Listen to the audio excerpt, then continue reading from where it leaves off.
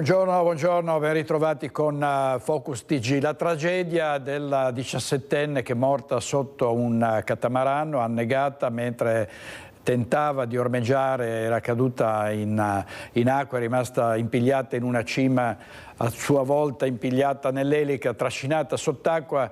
Vediamo intanto, facciamo il punto sull'inchiesta e anche, poi vedremo anche le interviste al padre della ragazza e all'avvocato dello skipper che è stato indagato per omicidio colposo. In diretta da Venezia, Filippo Fois.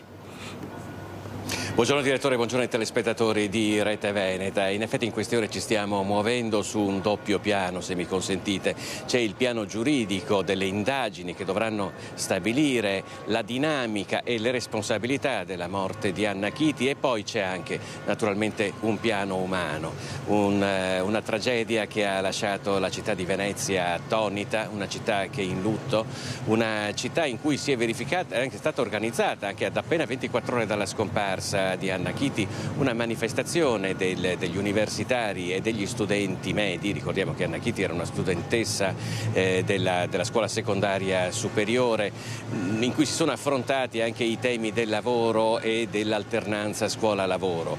Sono temi molto grossi che naturalmente eludono da quelle che poi saranno le conclusioni giudiziarie di questa vicenda. Per quello che riguarda il lato umano, Ilaria Marchiori è riuscita anche a contattare il padre di Anna Chiti. Allora sentiamolo in questo primo servizio.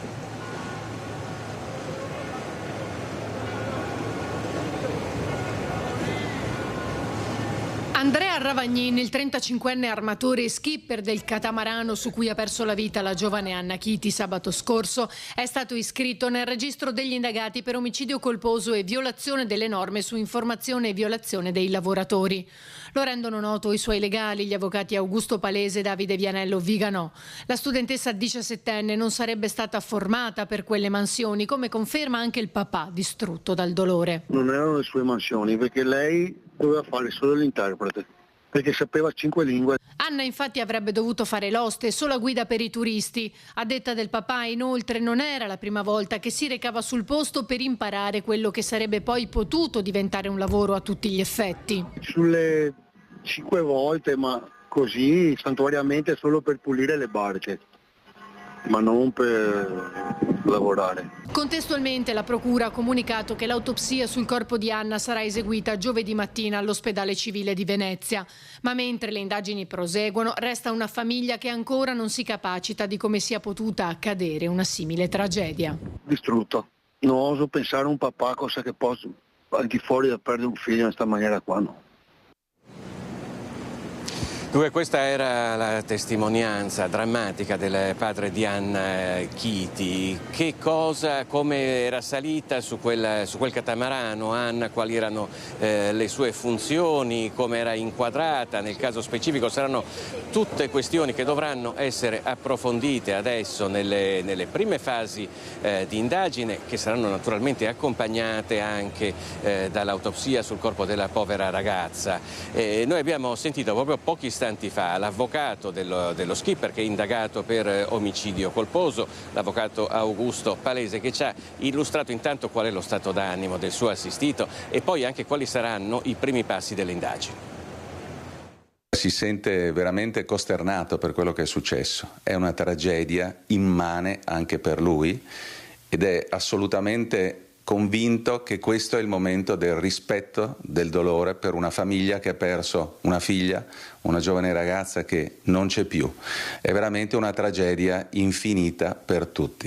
E mi raccontava che lui si è gettato anche in acqua rischiando di suo.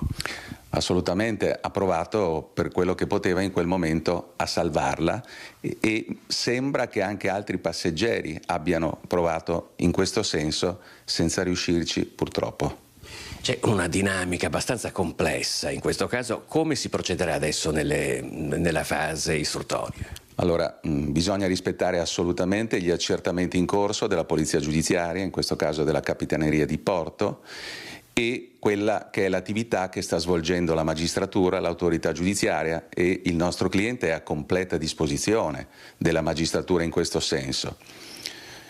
Oggi ci sarà un'udienza per il conferimento di incarico per l'accertamento autoptico che avverrà materialmente domani e molto probabilmente verranno poi disposti degli accertamenti in forma di accertamento tecnico non ripetibile per capire la dinamica del triste fatto, e quindi la procura nominerà dei consulenti, le altre parti avranno il diritto di nominare dei propri consulenti e quindi l'indagato e anche le parti offese, e poi in relazione alle conclusioni si deciderà il da farsi. Quello che è certo è che si tratta di una tragedia immane per tutti. Forse è già arrivata la condanna per il suo cliente da questo punto di vista. Diciamo che è arrivata la condanna nel suo cuore. Esatto. Si intendevo questo. Sì, questo nel suo cuore. Sicuramente la sua vita, non solo la sua ovviamente, è distrutta, ma non è questo ancora il momento delle questioni tecniche, è solo il momento del rispetto del dolore. Scusatemi. Allora, questo era l'avvocato Augusto Palese, uno dei due avvocati che difendono Andrea Ravagnini, il 35enne titolare di un'attività di noleggio di imbarcazioni, che era appunto la persona che si trovava a bordo del catamarano in cui ha perso la vita Anna Chiti. C'è da dire che non sarà difficile, io credo, se posso esprimere l'opinione che mi sono fatto, ricostruire che cos'è accaduto quel pomeriggio, perché per due motivi. Innanzitutto perché c'erano parecchi testimoni e secondariamente perché esiste anche un filmato che è stato ripreso da delle telecamere a circuito chiuso di videosorveglianza, che in un drammatico filmato che naturalmente al vaglio degli inquirenti testimoniano gli ultimi minuti di vita di Anna Chiti. Direttore.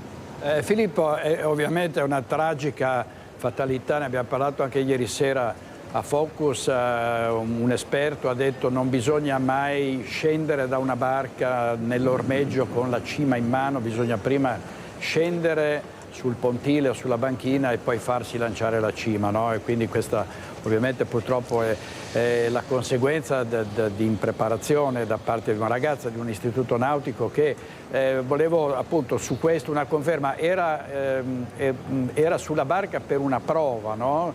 Mi pare aver capito anche dal padre, no? Non aveva un contratto, non era stata ancora assunta. No, ed era sostanzialmente su quella barca come interprete.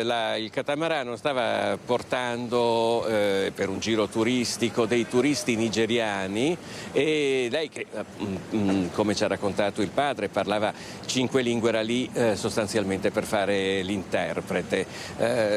Le dinamiche in effetti che hai anche introdotto tu sono quelle di cui si parla, diciamo, un po' a microfoni spenti. Se ne parla malvolentieri ancora anche da parte degli avvocati dello skipper, perché è ancora troppo forte il dolore e il rispetto per una tragedia che ha colpito questa famiglia. Così come prima parlavamo della manifestazione che è stata indetta ieri sera a Venezia, è stata indetta dalla rete degli studenti medi e dall'Unione degli Universitari di Venezia, nella quale si denunciava proprio il lavoro in nero e l'alternanza, le modalità dell'alternanza scuola e lavoro. È un tema molto grande del quale si discute da anni, che forse c'entra anche in questo caso, forse sì, forse no. Diciamo che purtroppo questa drammatica vicenda ha riportato questo dibattito nuovamente di attualità, e sicuramente parlarne non ne fa male anche per tutti gli altri ragazzi che si trovano magari in condizioni analoghe.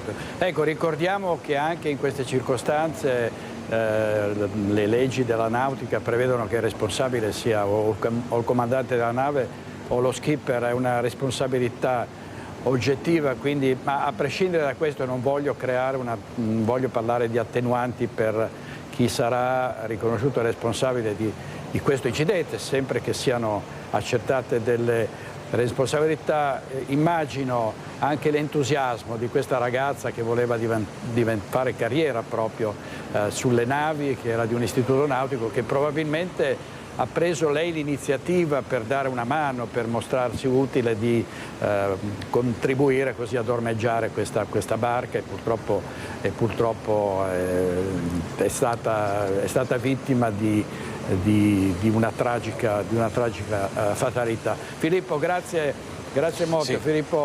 A Filippo Fois. Chi c'è con te come operatore? Alberto Pivetta. Alberto Pivetta, grazie ad entrambi. Vi dicevo, ne abbiamo parlato ieri sera a Focus. Ieri sera c'era in studio un marinaio, Filippo Lazzarini, marinaio del trasporto pubblico veneziano. Sentiamo cosa ha detto a riguardo. Dopodiché hanno detto che era solo un giorno che lavorava, c'è tutta una formazione. C'è tutta una formazione da fare, purtroppo. Sa che io sono in ACTV, l'azienda di trasporto di Venezia, e noi ogni mese facciamo esercitazioni, non le facciamo per nulla. Quindi adesso bisogna vedere anche gli inquirenti, la magistratura, se la ragazza era formata per andare a bordo di un catamarano, perché bisogna formarsi anche per andare a bordo di un cofanetto, di un motoscafo. Bisogna vedere se ha le calzature adatte, vedi il catamarano che ha anche delle strutture lisce. Quindi se è stata una forma come dire, di negligenza, bisogna andare fino in fondo. Ha ragione il papà, bisogna andare fino in fondo. Ha ragione papà, bisogna andare fino in fondo, così ha detto ieri a Focus Filippo Lazzarini. C'è stato un incidente sul lavoro intorno alle 7:15 alla ditta Legno Nova di Via delle Industrie a Mansuè. Un operaio è stato investito da un bancale di legna che gli è caduto addosso. L'uomo è stato elitrasportato in gravi condizioni all'ospedale Cafoncello di Treviso, tuttavia non sembra in pericolo di vita. L'uomo di origine romena ha riportato traumi da schiacciamento sia alla testa che ad un braccio. Intervenuti medico e infermieri del SUEN 118, vigili del fuoco, carabinieri di Oderzo e tecnici del nucleo Spisal dell'ULS 2. Restiamo a Venezia. Uno scontro con la polizia che sbarrava la strada al corteo dei centri sociali ha contraddistinto la manifestazione di protesta contro il DL sicurezza mentre c'era la festa delle regioni col presidente a Palazzo Ducale. I manifestanti intendevano portare la contestazione al Teatro La Fenice, dove si trovava il ministro degli interni Piantedosi.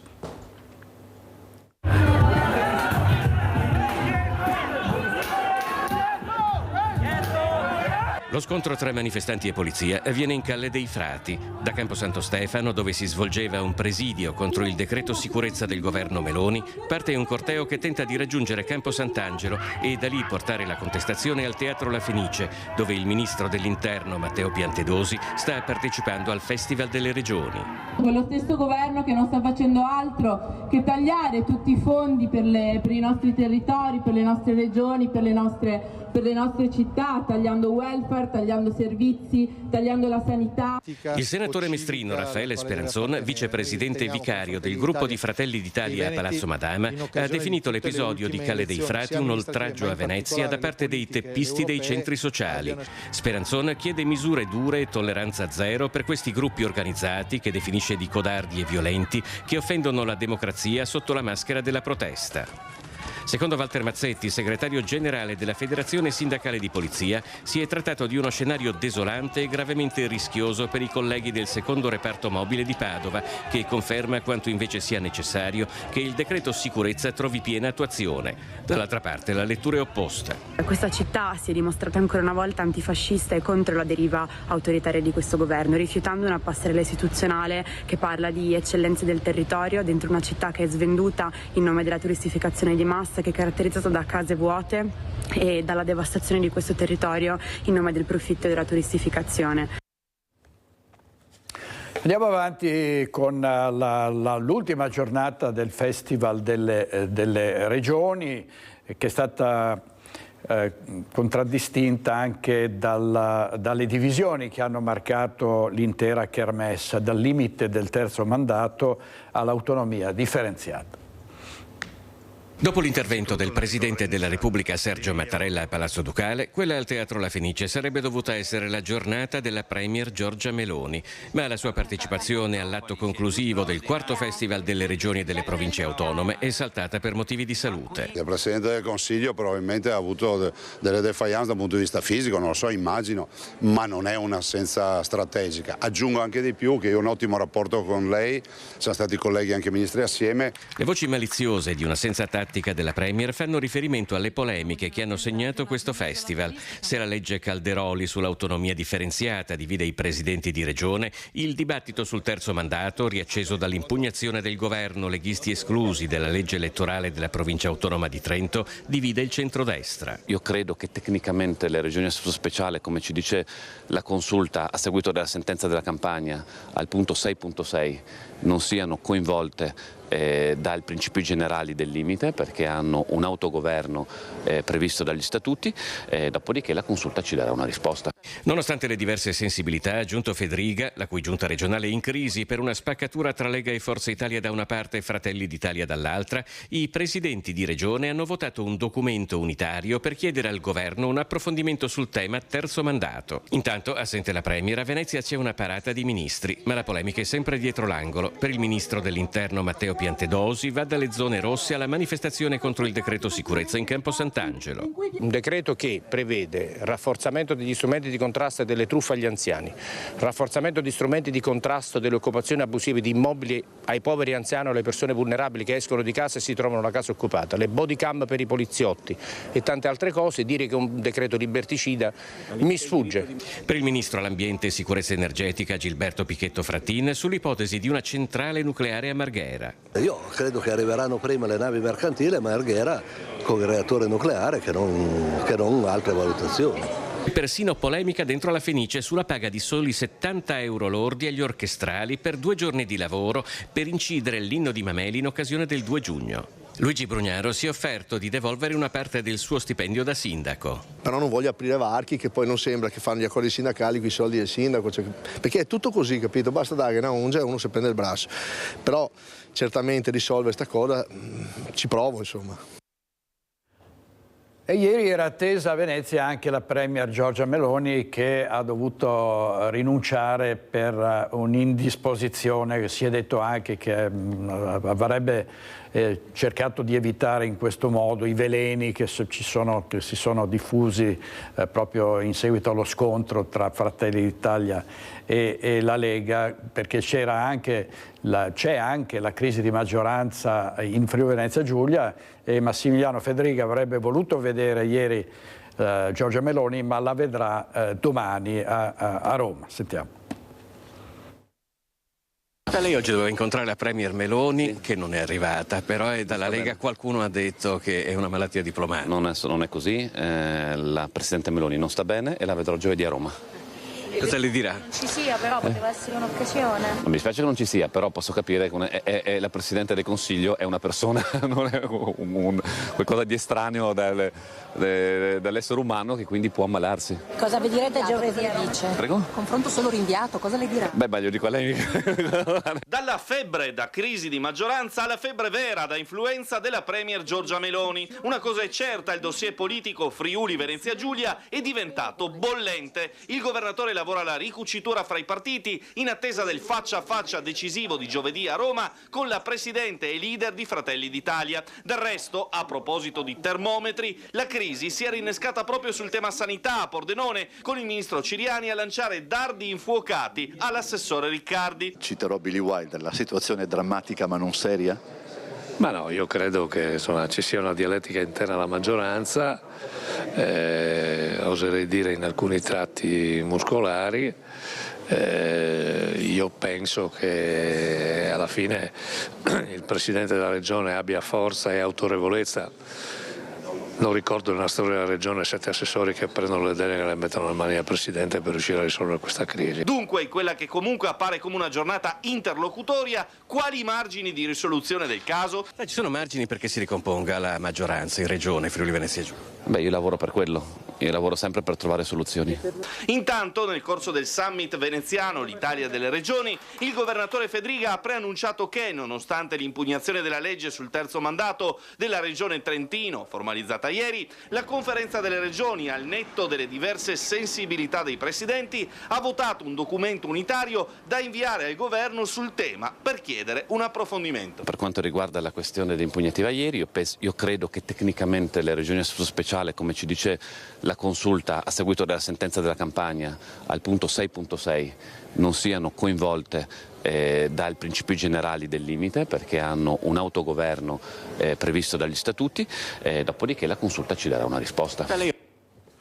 Dopodiché, insomma, ad agitare ulteriormente le acque era stata proprio la decisione del governo in Consiglio dei Ministri di impugnare la legge regionale che avrebbe consentito al Presidente della provincia autonoma di Trento di fare un altro mandato. Questo ovviamente ha fatto alimentare altra tensione, perché è una decisione che può ripercuotersi sul Friuli Venezia Giulia e quindi sull'impugnazione eventuale di un terzo mandato di Massimiliano Fedriga. E vediamo anche cosa hanno detto a Trieste le opposizioni, che hanno parlato di uno spettacolo indecoroso.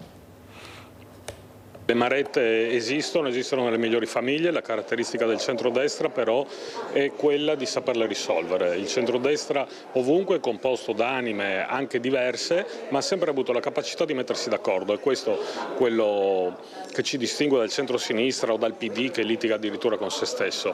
Conto che accada così anche questa volta. Questa crisi è stata aperta da Fratelli d'Italia su questioni che noi riteniamo siano di spartizione o di potere politico, se non addirittura partitocratico. Quindi il minimo che poteva accadere era una verifica, come richiesto dal Presidente Fedriga.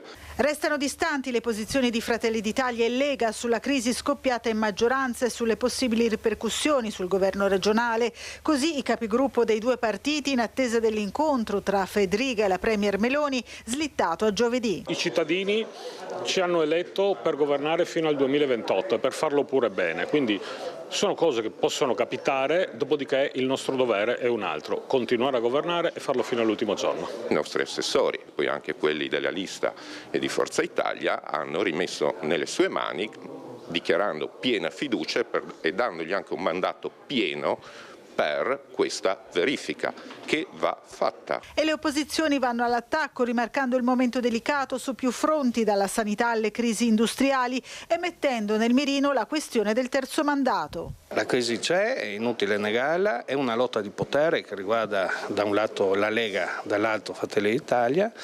È chiaro che è uno spettacolo rispetto a quello che la nostra regione sta passando in questi mesi, indecoroso. Eppure il problema del terzo mandato e l'ossessione del Presidente per il terzo mandato sta fermando, sta esponendo la nostra regione a una brutta figura. Evidentemente per il Presidente Fedriga il primo pensiero è come garantirsi il terzo mandato, come avere altri 5 anni per fare il Presidente Friuli Venezia Giulia, visto che a Roma evidentemente le porte sono chiuse. Fratelli d'Italia non ci sta e la crisi nasce esclusivamente da qui, quindi da interessi personali e da logiche di potere che non hanno nulla a che fare con il bene comune, con gli interessi della comunità regionale. E di questa bufera che ha interessato il centrodestra abbiamo parlato anche ieri sera a Focus. Sentiamo cosa ha detto uno degli ospiti, Leonardo Padrin. Del terzo mandato, anche se qua, sempre per non prenderci in giro, quando si approvò lo statuto nel 2013, essendo la seconda parte del primo mandato, si sapeva che Zaia avrebbe fatto 15 anni, quindi la questione in Veneto non era fare 15 anni ma era farne 20, fare il ventennio. Ma ripeto, al di là che non è sbagliato identificare questo con le persone, con De Luca, con Bonaccini o quanti altri che da presidenti hanno, anche in base agli ultimi sondaggi, un gradimento altissimo. La questione secondo me è ben diversa, e cioè esiste un dibattito sul fatto che ci sia, ripeto, a parte che anche in Francia il presidente non può fare più di 2 mandati, negli Stati Uniti non può fare più di 2 mandati, ma al di là di questo, io dico, esiste una questione del terzo mandato per i presidenti di regione, magari anche per i parlamentari oppure per i sindaci di città capoluogo sopra i 15.000 abitanti. Si faccia un dibattito vero e si decida, secondo me, ma non sono un costituzionalista, insomma ho fatto l'esame di diritto costituzionale, ma insomma non mi... Ecco, allora secondo me dovrebbe valere per tutti i presidenti di regione, a statuto autonomo, e si decide, il Parlamento decide se si può fare il terzo mandato oppure no.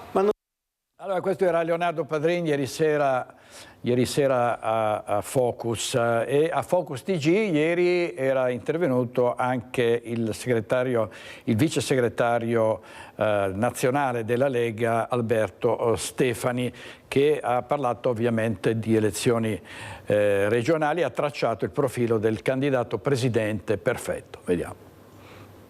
È importante che il Veneto sia rappresentato da un presidente, e non solo da un presidente, anche da una squadra che abbia a cuore l'autonomia, che abbia a cuore il futuro del nostro territorio, che conosca i temi del federalismo fiscale e dell'autonomia, perché saranno i temi del futuro su cui giocare le sfide che abbiamo davanti. Dette i requisiti del candidato presidente ideale Alberto Stefani, segretario regionale della Lega e da poco anche vice di Salvini. Lo fa però tenendosi lontano dalla polemica con gli alleati di Fratelli d'Italia, nei giorni in cui nel vicino Friuli Venezia Giulia si è aperta una feroce crisi di maggioranza, per non parlare del terzo mandato, con l'esecutivo che ha impugnato anche la legge trentina, mandando su tutte le furie il presidente, leghista pure lui, Maurizio Fugatti. Stefani, ospite del direttore Luigi Bacciaglia, Focus TG, getta acqua sul fuoco. Ovviamente auspichiamo che questa confusione, che queste diatribe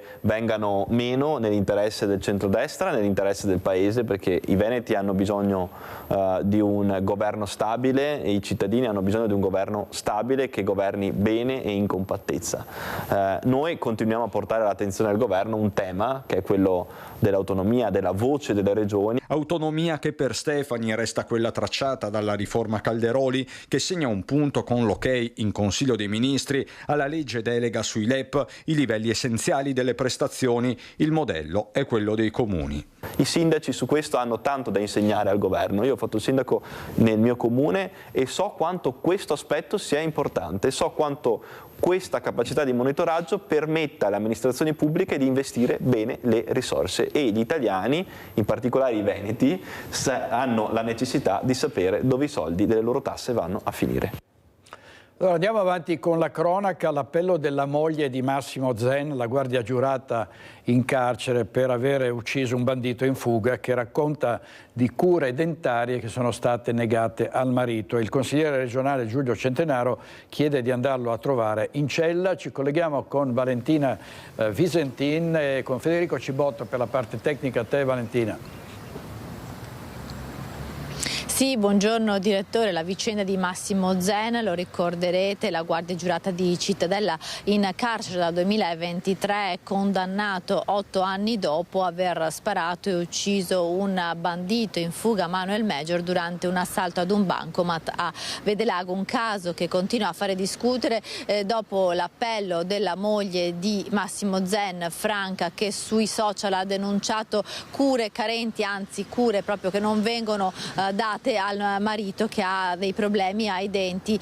Per la tipologia di cure e di intervento, questo intervento deve essere fatto all'esterno del carcere, ma nonostante le continue richieste, certificati medici presentati, le vengono negate, e così Massimo Zen non solo ha molto dolore, ma anche ha perso alcuni denti e fa fatica ad alimentarsi. È partita la protesta, il tam tam via social lanciato appunto dalla moglie Franca. Una delle prime risposte risposta è stata quella del consigliere regionale della lista Zaia, Giulio Centenario, che è qui in nostra compagnia e che insomma ha annunciato che vuole andare a trovare Massimo Zenna. Sì, io da quando ancora 8 anni fa ho sentito quello che è successo a questa guardia giurata, che facendo il suo dovere in pratica poi è stato condannato con una condanna che io ritengo che è inverosimile, insomma, okay. Stamattina ho letto sui giornali di questo problema, che deve avere questo intervento ai denti, insomma, dei problemi eccetera, e trovo assurdo che non si riesca a dare risposte a una persona, insomma, che ha questi problemi.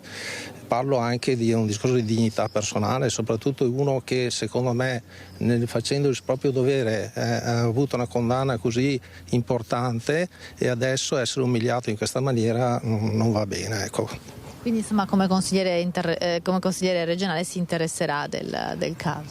Io ho sentito anche stamattina il sottosegretario Ostellari e ci stiamo, perché io sono comunque appartenente a lista Zaia, ma sono della Lega, mi sono sentito anche con lui e vediamo un attimo di trovare una soluzione. Sembra che il problema sia anche dal punto di vista sanitario, quindi vediamo un attimino cosa fare. Nel frattempo ho dato mandato agli uffici regionali di richiedere una visita presso i carceri di Verona, che vorrei andarlo a trovare e parlargli personalmente. Ringraziamo allora il consigliere regionale Giulio Centenario, vedremo quali saranno gli sviluppi di questa vicenda, augurandoci insomma che Massimo Zenna possa ricevere quanto prima le cure dentarie di cui ha bisogno. Da Santa Giustina in Colle è tutto, la linea può tornare allo studio. Grazie a Valentina Visentin. Vediamo un'operazione antidroga, 15 arresti della polizia in 3 mesi a Padova. Lo scambio di piccoli involucri avviene veloce, in pieno giorno, sotto i portici di via Tommaseo a Padova. La via vicino alla stazione negli ultimi mesi è diventata un centro di smercio prediletto dai pusher. È qui che si sono concentrate le operazioni della squadra mobile, che da gennaio ad oggi hanno portato all'arresto di 15 spacciatori. Altre 11 persone sono state invece denunciate, 7 stranieri irregolari sono stati portati ai centri per il rimpatrio. Sequestrati in questi mesi 1 chilo di hashish, 302 pastiglie di oppiacei, del metadone, svariate dosi di cocaina ed eroina e oltre 10.000 euro in contanti. I poliziotti hanno scoperto anche un appartamento utilizzato come punto di appoggio per gli stranieri e affittato abusivamente. La proprietaria è stata indagata, affittava posti letto senza alcun tipo di contratto regolare. L'indagine della squadra mobile era partita a novembre del 2024 dopo un episodio violento tra alcuni nigeriani e dei poliziotti. Gli agenti durante un controllo erano stati accerchiati proprio in via Tommaseo, erano riusciti comunque a bloccare 2 nigeriani in evidente stato di agitazione che erano finiti a terra, e durante il trasporto in ospedale a uno di loro era caduta della marijuana. Da qui le indagini si sono concentrate sulla zona, scoprendo un fenomeno orizzontale di spaccio composto da piccoli gruppi organizzati che si dividevano l'area smerciando in strada piccole quantità di droga che però fruttavano significative somme di denaro. Oggi in regia Andrea Basso e Italo Morao. Andiamo avanti con un uomo che ha minacciato di morte la madre e ha aggredito i carabinieri che lo hanno arrestato.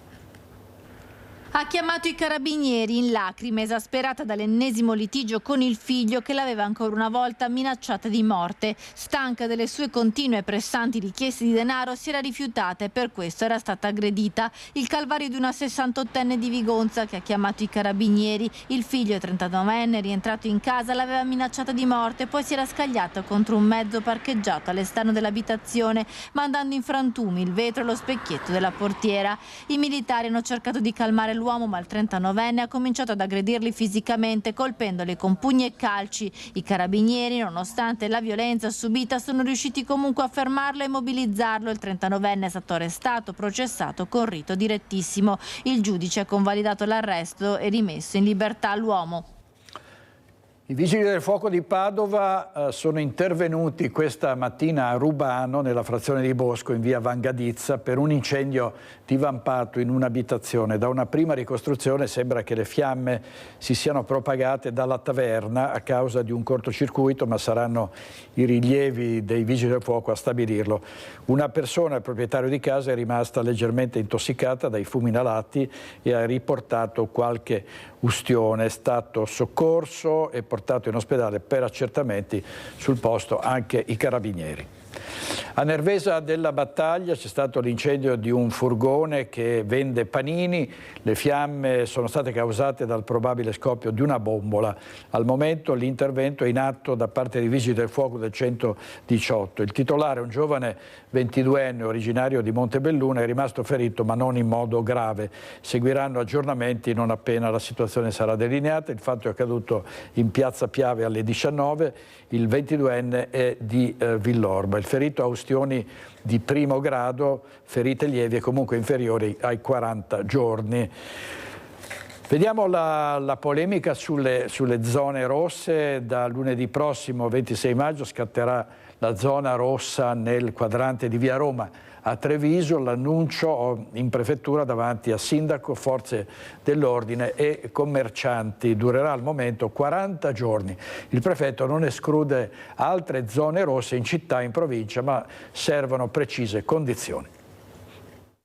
All'esito dei controlli delle attività svolte in questi mesi ho deciso per l'applicazione della zona rossa, quindi l'adozione dell'ordinanza a decorrere dal 26 maggio per una durata di 40 giorni. Si colora di rosso il quadrante di Via Roma a ridosso della stazione. L'annuncio a margine del Comitato Ordine Pubblico e Sicurezza, con lo stesso prefetto di Treviso, Angelo Sidoti, a comunicare tempistiche e modalità di una misura attesa quanto discussa. Questo strumento consiste nella possibilità di allontanare tramite un ordine le persone che abbiano commesso determinati reati, abbiano, diciamo semplicisticamente, la fedina penale sporca per determinati reati contro il patrimonio o in materia di stupefacenti, e che abbiano un atteggiamento, comportamenti aggressivi, molesti, pericolosi per la sicurezza pubblica.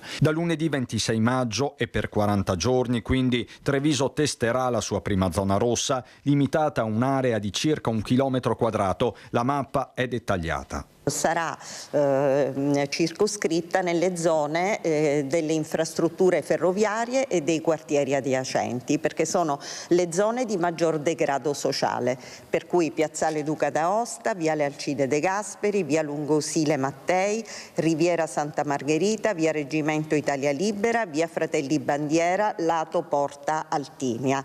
Nell'area vengono ricomprese Largo di Porta Altinia, Via Roma, Via Orioli, Via Tommaso da Modena, Via Girolamo da Treviso, Via Giustinian Recanati, Via Pietro di Dante e Via Dandolo. Quanto a possibili misure analoghe per altre aree in città e in provincia, il prefetto è chiaro, non si esclude nulla, ma servono dati oggettivi. Non è che mi alzo la mattina e firmo un provvedimento.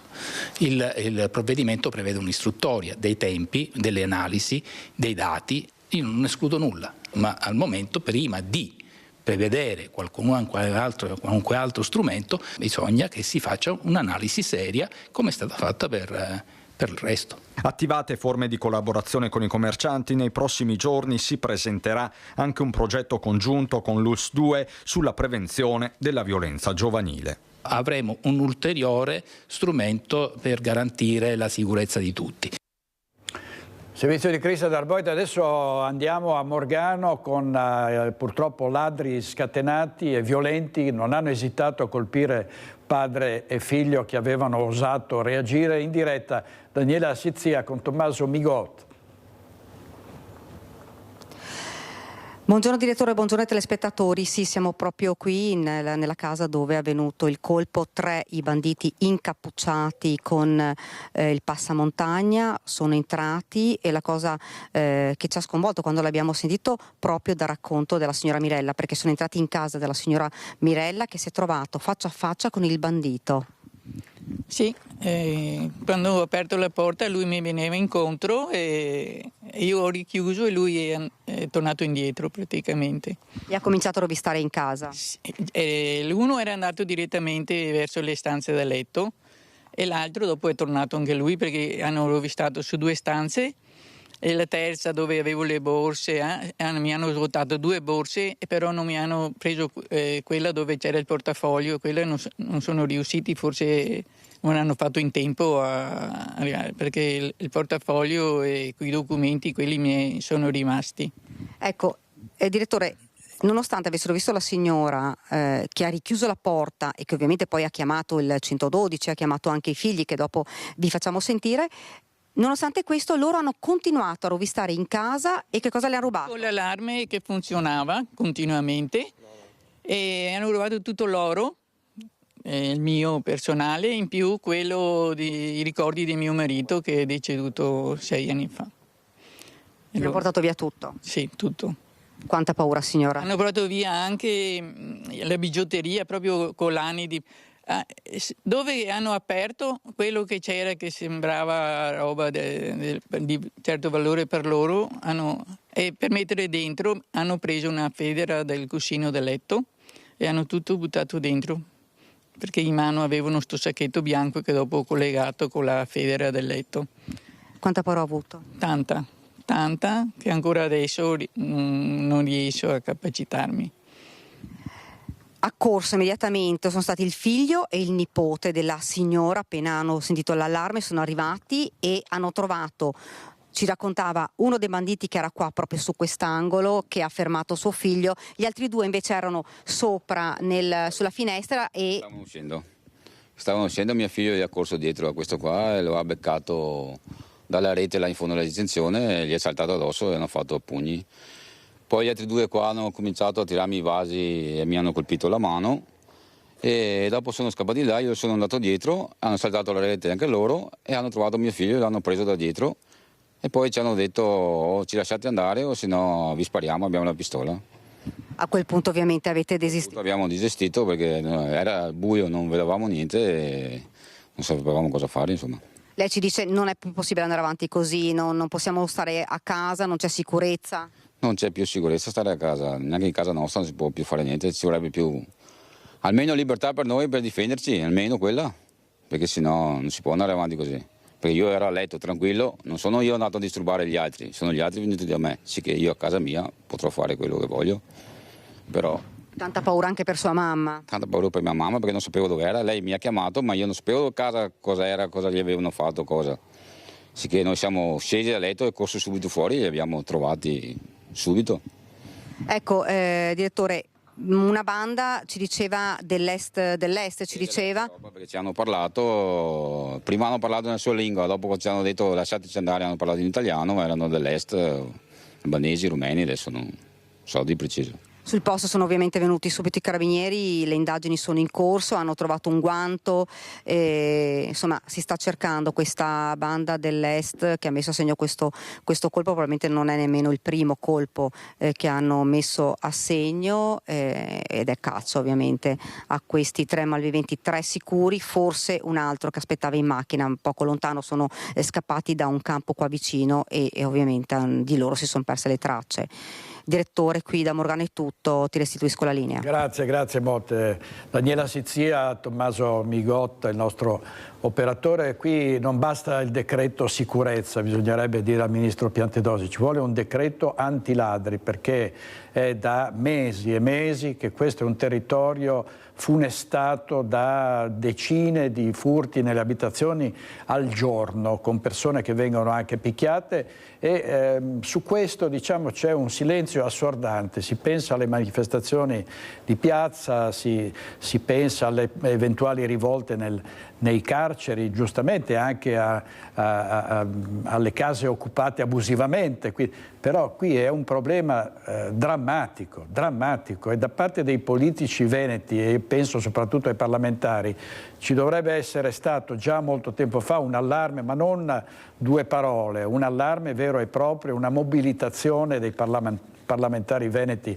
a tutela dell'incolumità dei cittadini, che non si può, perché giustamente diceva non si può andare avanti così, non è possibile.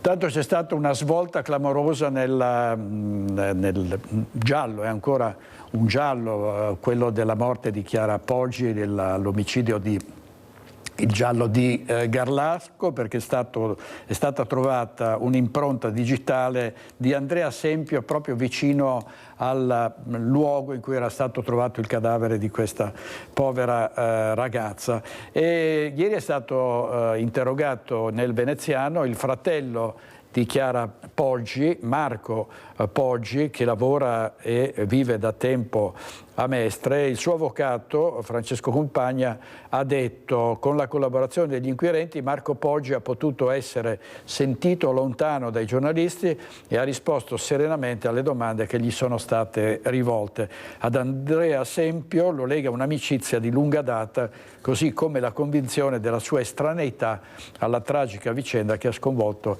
la sua famiglia. Però insomma resta il fatto che c'era un'impronta insanguinata sul muro proprio sopra il luogo in cui era stato trovato il cadavere della ragazza. C'è un'importante novità sul Tribunale della Pedemontana. I sindaci di Bassano, Cittadella e Castelfranco, insieme a categorie professionali ed economiche, saranno ricevuti dal ministro Nordio. La targa apposta in via Marinali dice ancora Tribunale di Vicenza, sede staccata di Bassano, ma la dicitura potrebbe cambiare prossimamente appena sarà riattivato il Tribunale della Pedemontana.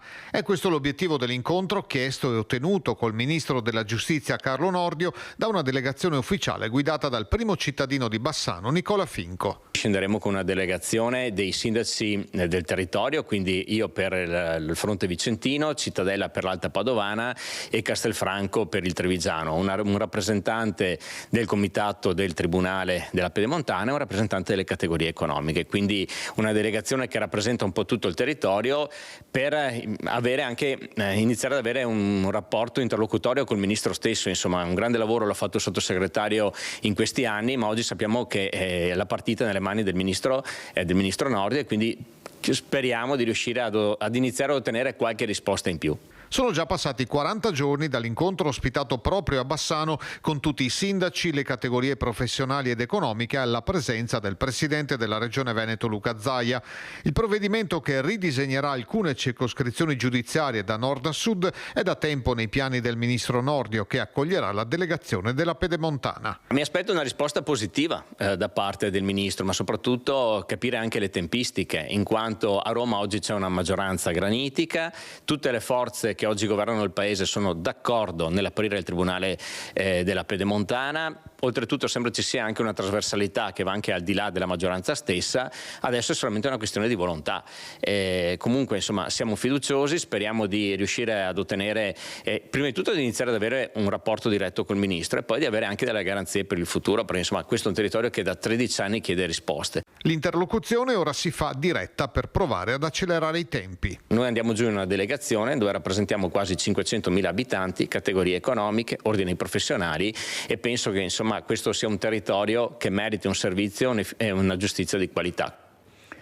E questo è un grosso problema per i comuni della Pedemontana e poi ci sono i problemi dei piccoli comuni. C'è stata una riunione oggi a Cison di Valmarino proprio per un progetto a sostegno dei comuni più in difficoltà, più piccoli. Sentiamo Marta Marangon.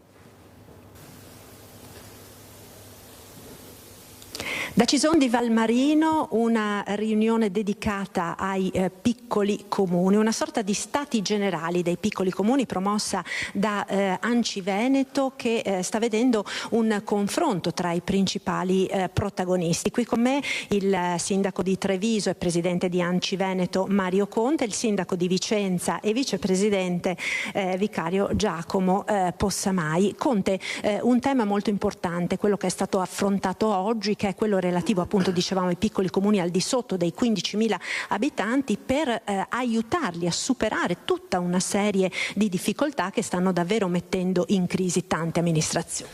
Sì, è a rischio la tenuta di questi comuni che è sotto i 5.000 abitanti e quindi sono comuni davvero molto piccoli, che lo slogan della giornata è piccoli comuni, grandi cambiamenti. Io ho aggiunto anche grandi sindaci, perché sono grandi le responsabilità che sono in capo ai sindaci e sono sempre più limitati gli strumenti a disposizione di queste donne, questi uomini che indossano la fascia tricolore con tanta passione per garantire i servizi minimi alle loro comunità. Quindi abbiamo messo al centro le loro esigenze esigenze e parte un grido d'allarme che riguarda un po' tutti i comuni da un punto di vista normativo e di finanze, ma in particolare i piccoli, perché si vedono molte volte costretti i sindaci a guidare lo scuolabus, a mettersi in gioco in prima persona per garantire proprio quei servizi che gli vengono richiesti come a noi dei grandi comuni dai loro cittadini. Quindi era importante far sentire la vicinanza dell'Associazione Nazionale Comuni Italiani.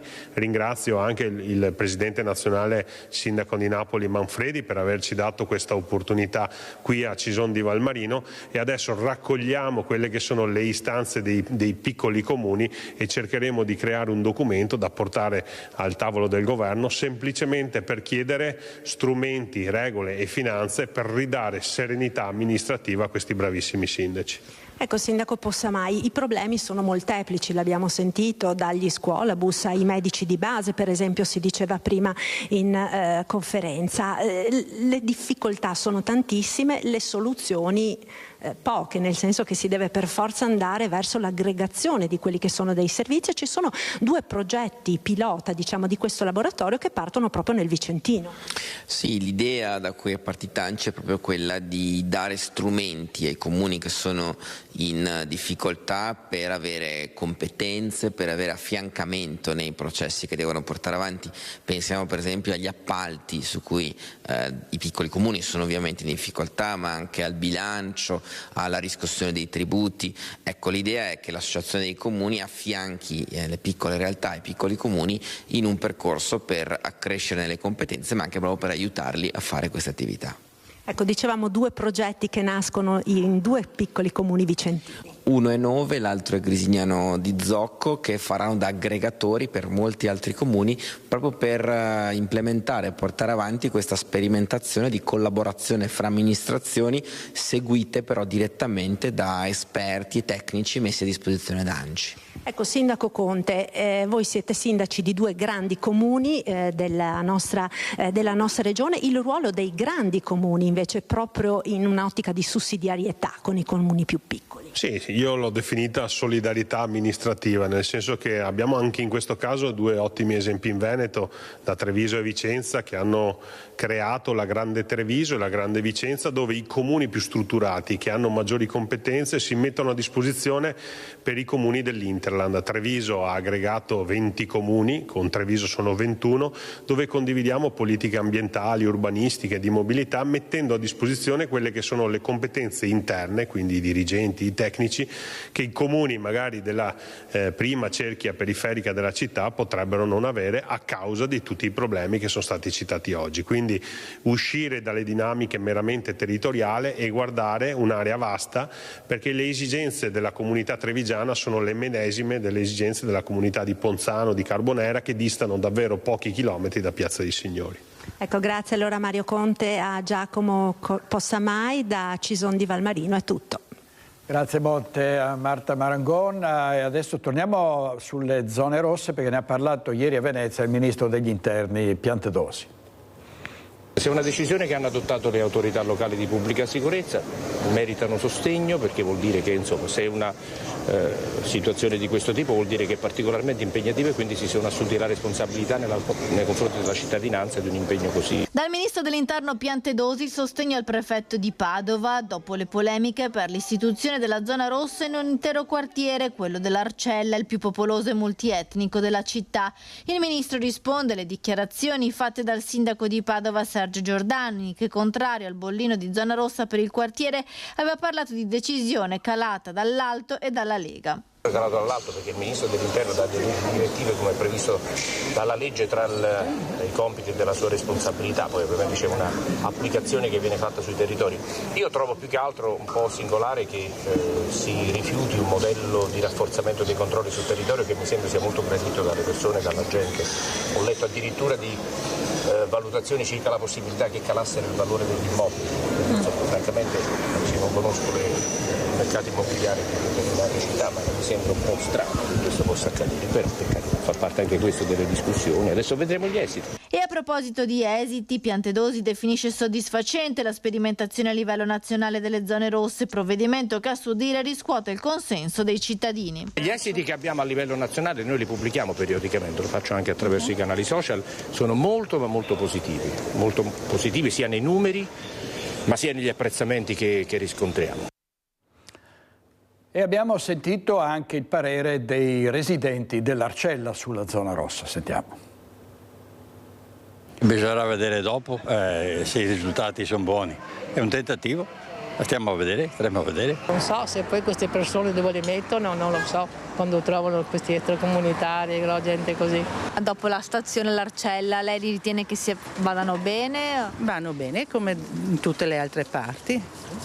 Basta. Mi devo informare di più di questa zona rossa. Per molti è un giudizio sospeso quello sulla zona rossa. Arcella, giorno di mercato, la discussione sul tema dei controlli intensificati nel quartiere coinvolge chiunque e i pareri spesso sono contrapposti. Noi stiamo raccogliendo le firme contro la zona rossa, stiamo raccogliendo le firme della petizione che ha promosso Ruvido, che è il barbiere di Viale Arcella, per l'appello a Mattarella, quindi sono contro questa zona rossa, non contro i controlli, perché bisogna chiarire alle persone che un conto sono i controlli e un conto è la zona rossa. La zona rossa l'ha voluta la Lega per fare campagna elettorale qui a Padova. Non c'era assolutamente bisogno di militarizzare il quartiere. È una zona effettivamente dove si cammina in maniera molto insicura. Non so quali siano gli accorgimenti da mettere in atto per migliorarla. Il chiamarla zona rossa o verde o blu non cambia la sostanza, ciò che bisogna fare è agire sul territorio per migliorare la situazione. Sarà una valutazione che avranno fatto, ecco, è sempre una buona iniziativa, il controllo.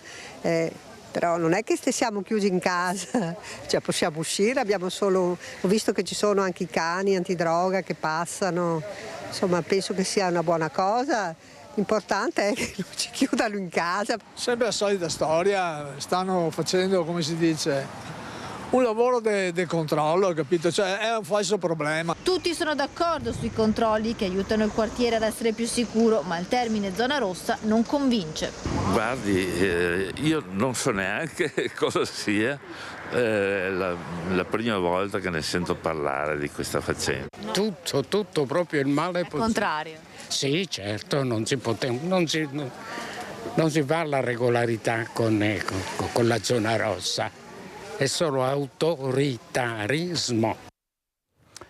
E se ne parla ovviamente anche a Vicenza, in centro storico, regolamenti municipali al posto di ordinanze e zone rosse, e il sindaco Possamai che dice a Vicenza c'è già ed è efficace. Episodi di violenza e degrado in centro storico che fanno tornare alla ribalta il tema dell'istituzione delle zone rosse, non previste per ora, ha spiegato il prefetto Romano, invitando tutti i sindaci a dotarsi di regolamento di polizia urbana, cioè norme consacrate in un regolamento municipale che forniscono alle forze di polizia lo strumento per intervenire, ad esempio con i DASPO. Il Comune di Vicenza ha un regolamento molto vasto, molto approfondito, tra l'altro che aveva avuto una revisione rilevante con la precedente amministrazione che aveva aggiornato molti aspetti del regolamento, quindi Vicenza ce l'ha, lo utilizza in maniera efficace, ovviamente lo mette a disposizione di prefettura e forze dell'ordine perché poi può essere applicato naturalmente anche da loro, quindi la collaborazione è massima. Strumenti che non hanno durata limitata come le ordinanze e diventano di fatto norme di civile convivenza. Facciamo l'esempio di una ordinanza che abbiamo fatto recentemente, quella per esempio relativa alla prostituzione nella zona di Viale San Lazzaro, nella zona di Viale Verona. Nel regolamento è previsto un divieto di stazionamento in quelle aree, noi abbiamo aggiunto in via sperimentale con un'ordinanza ulteriori possibilità per la polizia locale e per le forze dell'ordine di elevare sanzioni in quella zona. È altrettanto evidente che se questa ordinanza funzionerà, cioè si riscontreremo che ha un'efficacia, quell'ordinanza potrà essere inserita all'interno del nostro regolamento. Diversi punti del regolamento funzionali a servizio del decoro. Sono tantissimi i punti che intervengono sulla situazione della polizia, della igiene urbana. Per esempio il divieto di bivacco consente tutte le mattine e tutte le sere alla polizia locale di far spostare i bivaccanti dove si ravvisa la possibilità anche di sanzionarli. È chiaro che avremo bisogno di ulteriori strumenti, cioè strumenti legislativi, finché non ci sono leggi dello Stato che consentono alla polizia locale, ma ancora di più a prefetture e forze dell'ordine, di intervenire in maniera più decisa. I regolamenti comunali servono a dare sanzioni amministrative. Vigilanza e repressione che camminano di pari passo con il tema della prevenzione, su cui torna il sindaco Possamai. Molti casi che creano disagi, difficoltà in città sono legati a, per esempio, persone con problemi di tossicodipendenza o di alcolismo, non a persone che poi fanno attività di delinquenza. In questo senso serve finalmente tornare ad investire sui SERT, sui servizi per le tossicodipendenze, per le dipendenze, e fare in modo che questi servizi vengano adeguatamente finanziati. E cosa dicono i commercianti di Venezia? Siamo andati a sentirli. La crisi del centro storico, sempre meno frequentato da vicentini e turisti.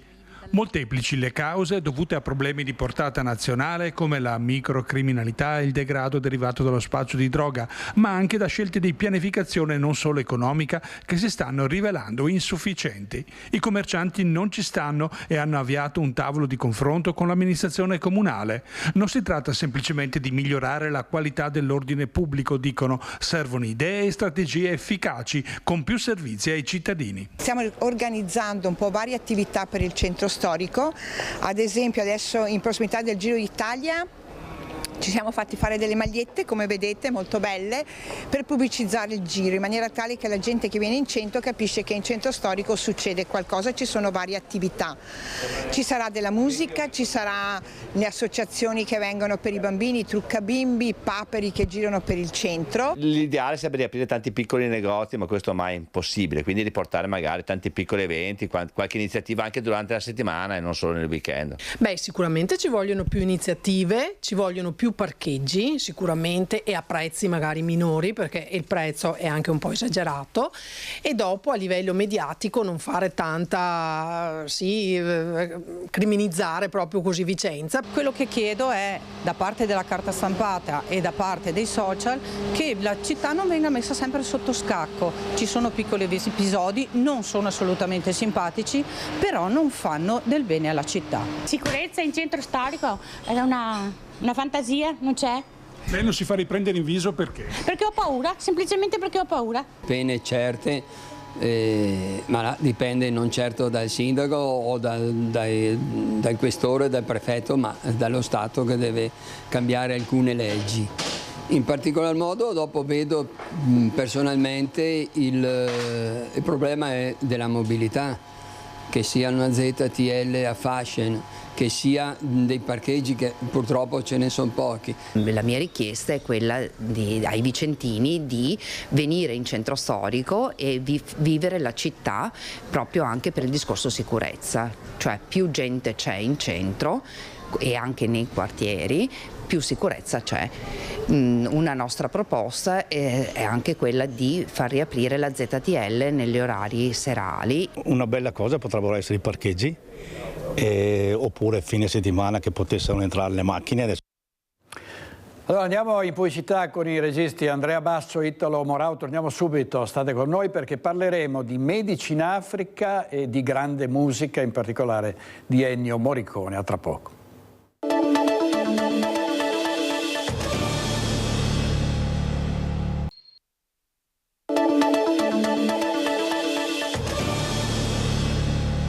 Di nuovo in diretta con Focus, abbiniamo i medici in Africa con la grande musica, perché abbiamo come ospiti Don Dante Carraro del QAM Medici con l'Africa. Don Dante, grazie, bentornato.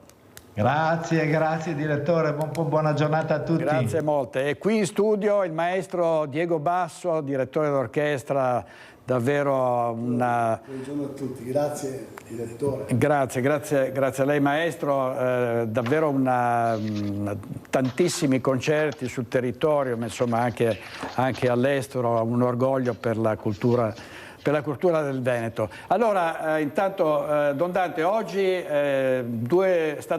sono state presentate 2 iniziative a Padova, mi pare che sia stata una conferenza stampa, ovviamente si tratta di iniziative molto importanti in Africa, no? Sì, assolutamente. 2 iniziative, una in Costa d'Avorio e l'altra in Burkina Faso, all'interno del Piano Mattei. Il Piano Mattei è, come dire, lanciato a gennaio del 2024, ha messo insieme il sistema Italia per affrontare le sfide in particolare del continente africano, con l'obiettivo ultimo di crescere insieme all'Africa. Quindi anche la prima ministra, insomma, la Presidente Meloni ha detto da subito: non vuole avere un approccio predatorio, ma un approccio di crescita insieme. Si lavora insieme, la cooperazione è il crescere insieme. E devo dire che la salute è uno dei pilastri con cui far crescere insieme all'Africa. E devo dire che gradualmente, ma con molta anche concretezza, il tutto si è, come posso dire, concretizzato per quel che riguarda questi 2 paesi, Costa d'Avorio da una parte e Burkina Faso dall'altra, in queste 2 progettualità. Oltre a questo, ovviamente, il sistema Italia, la cooperazione si allarga anche ad altri aspetti, tipo quello dell'istruzione con altre organizzazioni non governative. Poi c'è anche l'imprenditoria privata che si mette insieme, insomma, tentativo discreto, passo passo, però almeno è partito. E ieri all'Università di Padova, che è partner di questi progetti, partner tecnica, di competenze, di professionalità, l'abbiamo presentata alla presenza della rettrice Daniela Mappelli, il nostro vescovo, che è il presidente del CUA, quindi Monsignor Claudio Cipolla, il direttore generale della cooperazione italiana, che è il direttore generale Stefano Gatti, e l'ambasciatore della Costa d'Avorio in Italia, che è venuto anche lui a Padova proprio per partecipare a questo lancio di questa progettualità, di queste progettualità. Grazie Don Dante. Chissà che non sia possibile creare una sinergia, magari c'è già stata su altri versanti, tra la musica e gli aiuti che voi portate in Africa. Tra l'altro mi pare siano stati ripristinati finanziamenti che Trump aveva improvvisamente sospeso, no? Se non ricordo male. Sì, qualcosa si è ripreso. Faccio un esempio concreto: il Mozambico è uno dei paesi dove lavoriamo e il primo decreto di Trump ha tagliato a zero questi fondi. E 20 giorni fa è uscita la comunicazione che dice: i farmaci li diamo noi, li riprendiamo a darli al Ministero della Salute del Mozambico, e questo è un fatto positivo. Certo che manca, per esempio, tutta la distribuzione, quindi le auto, i camion dove caricare i farmaci, i frigoriferi, le celle frigorifere dove si devono mettere i farmaci, che altrimenti il calore che c'è scadono, il gasolio per i generatori che devono funzionare, il personale. Ecco, quindi un passo in avanti è stato fatto, speriamo che possa andare in questa direzione, ecco, perché altrimenti rischia anche dei farmaci magari che arrivano e di essere là. Il governo locale ci mette, contribuisce a tutto questo, ovviamente anche chi come noi lavora su queste cose ci mettiamo qualcosa, ma si tratta di un paese che ha 30 milioni di abitanti, una ONG come la nostra può fare un pezzettino molto piccolo, ministero locale. Sono ministeri che hanno delle risorse, non sono tantissime, per cui la speranza è che visto il primo passo fatto da Trump, possa continuare questa cosa. Però adesso manca quello che dicevo. C'è di buono che ogni tanto Trump fa marcia indietro, no? Come anche sui dazi, per cui si spera che rinsavisca, insomma, che decida di arrivare a più miti consigli. Allora, dicevo, la grande musica, la musica spesso è collegata, pensiamo a cosa è stato fatto per diciamo, raccogliere fondi per i malati di AIDS anni fa, no? Per cui molto spesso ci sono eventi che sono finalizzati a quello. Ma al di là di questo, stasera al Teatro Comunale di Treviso, dal Monaco, un grande concerto del maestro Diego Basso con le musiche di Ennio Morricone, così, maestro? Sì, le musiche immagini, quindi 50 elementi d'orchestra. Faremo un percorso sulla grande musica del maestro Ennio Morricone, oltre 400 colonne sonore, noi ne faremo un po' meno, insomma, ecco. Però andiamo a ripercorrere un po' la storia del cinema italiano, del cinema western, no? Che non ci... A proposito di Don Dante, faremo anche The Mission, che è questo grandissimo Gabriel Sobo, che è uno dei brani più importanti che ha scritto il maestro Morricone, dedicato appunto alle missioni e dedicato a quel mondo. Quindi insomma è qualcosa di particolare e che ritorniamo a portarlo al Teatro Comunale di Treviso, Mario del Monaco. Quindi ringrazio il Comune, l'amministrazione, il teatro che ci hanno permesso di riportare questo evento a Treviso. Allora maestro, vediamo un concerto epico che c'è stato all'alba, un giorno proprio all'alba a Sernaglia della battaglia all'aperto, no? Sì. Poco prima dell'alba. Vediamo.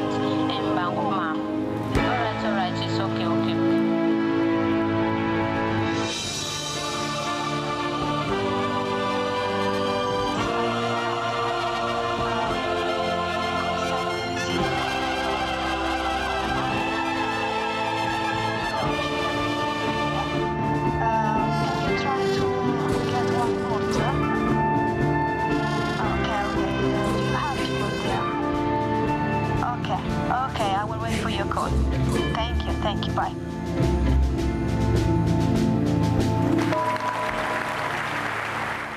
È fantastico, maestro, 6.000 persone quel giorno e migliaia di persone ai suoi concerti. E chissà che non si può immaginare un concerto di Diego Basso in Burkina Faso, in Costa d'Avorio. No, ma perché no? Ma perché no? Cioè io sono sempre molto... Ma tu pensa che il mio desiderio da piccolo, no? Se non facevo direttore d'orchestra era fare il missionario, quindi pensa la coincidenza che c'è qui Don Dante. Quindi capisco molto quello che... ammiro quello che loro fanno e anche il senso che hanno dato, no? Prima diceva andiamo lì per collaborare ed è la cosa per far crescere ed è la cosa più bella del mondo, no? Perché molte volte dietro alle missioni sono nascoste altre cose, invece questo vostro lavoro, questo vostro impegno per queste persone che hanno veramente tanto, come diceva lei prima, hanno bisogno perché arrivano i farmaci ma non c'è come trasportarli, cioè è assurdo, no? Che manchi l'ultimo passaggio, l'ultimo anello per arrivare a far star bene una persona. Quindi veramente a disposizione per qualsiasi idea ci venga in mente per creare qualcosa insieme per queste persone che soffrono, perché la musica è anche fatta per questo, no? Per cercare di dare, noi abbiamo il dovere di dare qualcosa agli altri, no? Facendo musica, quindi cercare di alleviare un po' la sofferenza. Quindi se questo ci permette di fare qualcosa a totale disposizione. Ecco, Don Dante, tra l'altro si parla poco delle guerre in Africa, perché ce ne sono anche lì, si parla molto purtroppo inevitabilmente di Ucraina e di Gaza. A Gaza anche il Papa è intervenuto, si spera che il nuovo pontefice Leone XIV possa fare qualcosa per impedire questa strage di 28.000 donne uccise dall'inizio della guerra, centinaia di bambini ogni mese che vengono massacrati, e sta diventando, con tutto quello, con tutte le buone ragioni di Israele per reagire alla strage del 7 ottobre, però qui sta diventando una carneficina. Ecco, lei su questo, Don Dante, è ottimista, e come vanno le cose in Africa dal punto di vista delle tensioni e dei conflitti? Sì, non c'è dubbio che la situazione di Gaza preoccupa e fa dolore, ecco, fa dolore. Dobbiamo fare ogni sforzo. Ecco, noi non lavoriamo lì, però viviamo come tutti il dramma di queste situazioni. Parlo di là, parlo anche dell'Ucraina ovviamente. Speriamo che anche i tentativi di pace che dobbiamo fare possano avere successo. Per quel che riguarda l'Africa, ritorno su quei due paesi a cui accennavo prima, perché non c'è dubbio che il vero contrasto alla logica della guerra è quella di costruire cose buone, di investire su questi paesi perché possano ridursi le tensioni e dare opportunità di crescita a questi giovani, da una parte dare assistenza. E concretamente allora ritorno in Costa d'Avorio. Abidjan è la capitale. Costa d'Avorio ha 30 milioni di abitanti, la capitale 10 milioni. Abidjan, nel nord-est della capitale, ad Abobo, così si chiama questo posto, c'è una popolazione di 1,5 milioni, un'area periferica della capitale, 1,5 milioni, e hanno una piccolissima struttura sanitaria, che vuol dire che la maternità, tanto per stare su temi facilmente comprensibili, la maternità ha 10 letti, ma forse 8. Io sono andato a visitarla, le mamme sono affastellate. Perché? Perché in questo ospedale l'anno scorso ha fatto 8.000 parti. 8.000 vuol dire 3 volte Padova. E una maternità di 10 letti. Ho fatto la visita, le mamme sono qualcuna sopra il letto, molto sotto, una sopra l'altra. È una situazione igienica che non tiene. E le autorità locali ci hanno aiutate a dare respiro a questa struttura. Ecco il piano, ecco la cooperazione italiana che dicevo prima all'interno del piano Mattei. La decisione di sostenere questo ospedale che abbiamo visitato, i bisogni sono nati da loro che ci hanno indicato dove intervenire, e adesso faremo 3 cose. Una, la riabilitazione di questo ospedale e l'espansione. E siccome l'ospedale è tutto stretto, andremo con 3 piani di un edificio di 3 piani, dove diamo spazio alla maternità al piano terra. Il primo piano ci sarà la neonatologia con anche la unità di cure intensive neonatali, e il terzo piano quello della formazione. Quindi ci sarà una riabilitazione infrastrutturale. Ci sarà un equipaggiamento che diamo, perché mancano gli ecografi, manca per esempio l'ossigeno, e per i neonati l'ossigeno, i bambini asfittici pretermine che hanno bisogno come proprio l'ossigeno, e quindi faremo la produzione e la distribuzione dell'ossigeno. E poi manca la banca del sangue che andremo a costruire, perché una mamma che partorisce ha un'emorragia, tu devi fare una trasfusione di sangue perché possa sopravvivere a quell'evento terribile che è l'emorragia post parto. E terza cosa, la formazione. Ecco lo spazio del secondo piano, il terzo livello, secondo piano, per fare formazione del personale locale.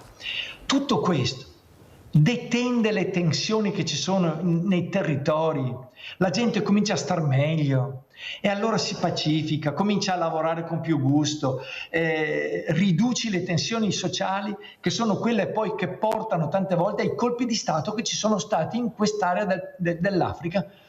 Sì. Ho parlato della Costa d'Avorio, ma faccio un accenno rapido anche al Burkina Faso, dove è un paese ancora instabile, E allora con i ministeri locali, con il ministro della salute locale, nell'ospedale universitario grosso di Ouagadougou, che è la capitale del Burkina, in un paese che ha 1 milione di persone che hanno l'epatite B e 300.000 che hanno l'epatite C, col dipartimento dell'epatologia, cioè di chi cura dell'Università di Padova, affrontiamo questo per ridurre la diffusione dell'epatite, specie nei bambini ma poi anche negli adulti, e la letalità, cioè le persone che muoiono. La collaborazione allora con l'Università di Padova, Ministero degli Esteri, Cooperazione Italiana e noi che siamo sul campo, dare queste risposte alla gente, formare il personale locale, aiuta a detendere le tensioni, che è il vero antidoto alle guerre. È verissimo, è verissimo. E quando si dice anche della musica, no? La musica fa da ponte a un linguaggio universale, anche la musica è terapeutica, no? La musica può davvero metterci al riparo, essere utilissima anche per quanto riguarda i disagi, superare disagi giovanili. Sappiamo quanti problemi ci sono oggi. Maestro, ecco, c'è anche questo, e la musica in questo paese è sufficientemente aiutata dallo Stato? Ma allora diciamo che c'è una grossa parte del mondo, no, del nostro paese, giustamente c'è la parte della musica classica, la musica lirica, che è doveroso, no, sostenere la nostra tradizione e portarla avanti.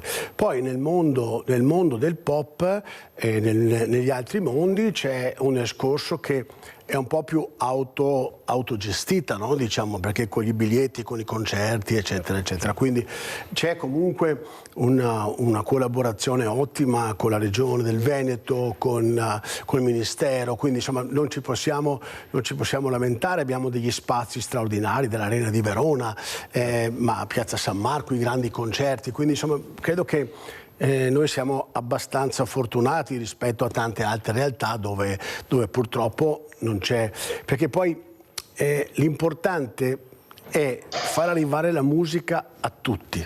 Questo è fondamentale. Io adesso con la mia accademia, l'Art Voice Academy, quest'anno abbiamo cercato di far arrivare la musica corale per i bambini a tutti e a tutte le famiglie in modo gratuito. Il prossimo anno cercheremo di farlo con lo strumento. Cioè io credo che partendo con i bambini dai 6 ai 12 anni, dando della formazione, facendoli capire della musica, facendoli ascoltare la musica, facendoli lavorare con la musica, facendoli lavorare insieme, perché poi faremo anche lo strumento, però una piccola orchestra fra di loro. Ecco, credo che sia qualcosa che poi negli anni queste persone, credo che il loro stato d'animo, la loro sensibilità, ecco, cerchiamo di lavorare, come diceva prima Don Dante, sui ragazzi, sulle persone, per arrivare perché è un lavoro lungo, non è che domani si scocchiano le dita e succede, no? Certo. Invece cerchiamo di dare ai ragazzi e ai bambini una formazione nella musica, credo che sia un giusto aiuto insieme con la scuola, insieme con tante altre cose. Ecco maestro, stasera il concerto, ricordiamo, al Mario del Monaco a Treviso. Quali altre tappe prevede, diciamo, nei prossimi mesi? Adesso avremo Sernaglia, dico solo che si rifarà perché non è ancora ufficiale la conferenza stampa, quindi non posso parlare, però vi dico solo che Sernaglia si rifarà, ma poi insomma avremo un tour dei Queen nell'autunno molto importante, perché partiremo da Cuneo, poi il Donizetti di Bergamo, poi a Roma, a Firenze, poi al Geox di Padova, andremo a Brescia per poi andare a Reggio di Parma e all'Ariston di Sanremo e a Verona. Quindi voglio dire un tour dei Queen importantissimo, che poi andrà in Europa, perché andremo all'estero, andiamo in Svizzera con 9 date a gennaio e poi a febbraio in Germania. Quindi questa è un po' la parte, diciamo, del mondo Queen. E sicuramente saremo anche a Taormina l'11 luglio. Poi abbiamo il mondo della musica di Pooh, di Robby Facchinetti. Esatto, ricordo un concerto epico a San Marco. Esatto. Quindi adesso insomma i progetti sono molti, la musica di Morricone, che saremo annuale anche oltre che qua. Insomma, cose ce ne sono, poi magari un po' alla volta senza mettere troppa carne carne al fuoco, ti verrò a raccontare, magari una volta al mese vengo a raccontarti quello che andremo a fare. Il 28 e il 29 invece di giugno saremo in piazza Castelfranco per il consueti 2 concerti dell'Art Voice Academy, quindi il primo sarà di tutti i ragazzi della scuola, compreso il coro dei bambini con la grande orchestra, e il secondo, il 29, domenica 29, saremo con le musiche di Lucio Battisti. Quindi ecco, questo ti ho dato un po' alcune informazioni. Complimenti, io ero stato al concerto di Castelfranco, ci sono dei ragazzi, l'anno scorso, dei ragazzi straordinari, di una bravura straordinaria. Grazie. Grazie maestro, grazie molte al maestro Diego Basso, grazie molte a Don Dante Carraro. A presto Don Dante, complimenti. Direttore, se posso, siccome prego. il maestro ha dato la disponibilità, attraverso maestro, se attraverso il direttore magari vi faccio dare il telefono e magari ci sentiamo, perché abbinare la generosità di un volontario con la musica che coltiva i grandi valori della vita, sarebbe bellissimo. No, ma le dicevo, è stato fatto, no? Una grande operazione USA for Africa, giusto? Ce la ricordiamo tutto, è una cosa mondiale che è rimasto We Are the World, che è questo brano dove hanno cantato tutti. Ma noi nel nostro piccolo credo che non sarebbe male a pensare un'Italia for Africa, no? Perché no? Coinvolgere i grandi artisti. Io ho lavorato con tantissimi grandi artisti e magari ne parliamo assieme, parliamo anche con il nostro Presidente del Consiglio, con il nostro Ministero della Cultura. Perché non possiamo fare un progetto del mondo della musica per l'Africa? Perché no? Fantastico, magari. Italia for Africa, magari. Grazie. Grazie a lei, a presto. A presto, arrivederci Don Dante, grazie al maestro. Grazie direttore. Grazie molte ad entrambi. Dobbiamo andare in pubblicità e poi torniamo per i saluti. Grazie.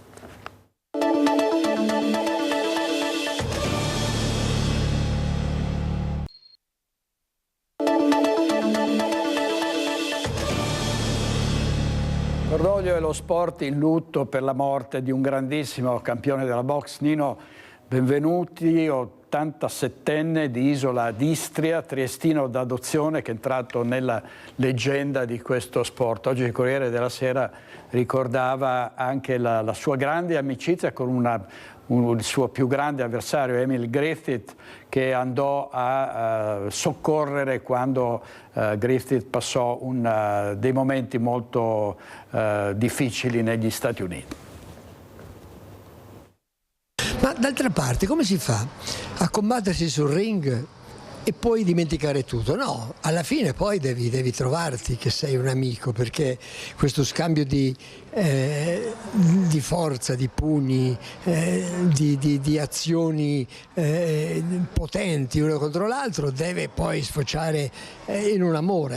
L'amicizia prima di tutto come valore fondante dello sport, soprattutto nella box, la nobile arte dove dopo il combattimento deve prevalere su tutto il rispetto dell'avversario. E questo è l'insegnamento più grande che ci lascia Nino Benvenuti. Scomparso a 87 anni, il nativo di Isola d'Istria, ma triestino d'adozione, è stato a tutti gli effetti una delle leggende dello sport italiano nel mondo. Tempi diversi quelli di Nino, in cui si arrivava a piedi dall'Istria alla città della Bora semplicemente per allenarsi, in cui grandi incontri si ascoltavano alla radio immaginando i colpi con la propria fantasia, alla faccia dell'Ultra HD moderno. Campione del mondo dei pesi medi di pugilato e medaglia d'oro olimpica a Roma 60, solo per citare i successi più grandi. La sua rivalità in Italia con Mazzinghi era paragonabile solo a quella fra Coppi e Bartali nel ciclismo, tanto per far capire la portata del personaggio, boxer e idolo delle donne per la sua chioma bionda e il suo portamento elegante. Indimenticabile la storica trilogia di incontri con Emil Griffith, che calamitò l'attenzione mondiale fra il 1967 e il 70.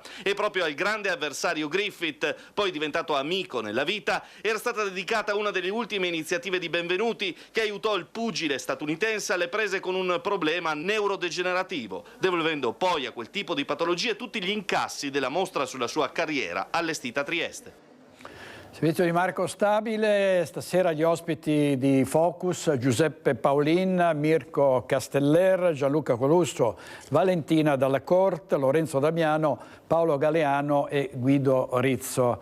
Grazie per averci seguito fin qui, grazie ai nostri registi Andrea Basso e Italo Morao, ci vediamo stasera a Focus alle 21:15 e una buona giornata.